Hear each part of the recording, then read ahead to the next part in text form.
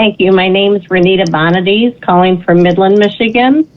I was listening to the meeting, and I noticed that the discussion involved with the schools and the loss of students, and then they came back to almost pre-pandemic stages. I was just curious why all of that loss seemed to focus strictly on the pandemic as reasons for the students no longer being in schools, especially the younger ages. I didn't understand where any other issues, like perhaps the fact that topics such as the indoctrination of our students in the state through CRT, DEI, SEL, all seem to be ignored as possible reasons why these parents are pulling their students out of school. It seems to be denial at its finest, a strategy of look here and not there.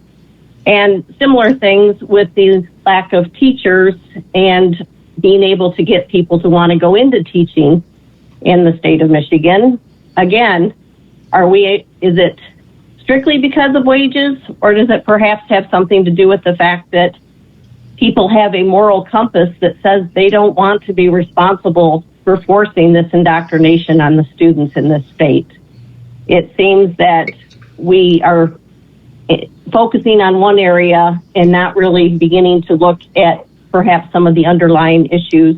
After sitting through a board meeting last month in Midland and listening to almost 45-minute discussion of why DEI was so wonderful for our district, it was absolutely nauseating to hear how easy it is to get people on these school boards to agree with this indoctrination. And I find it very disturbing that the state level has continued to support this. And I appreciate Tom and Nikki that have been willing to stand up and speak against this. And I just hope that at some point the state gets their priorities right and really begins to focus on the students' education of reading, writing, and arithmetic instead of all of the indoctrination that's going on. Thank you.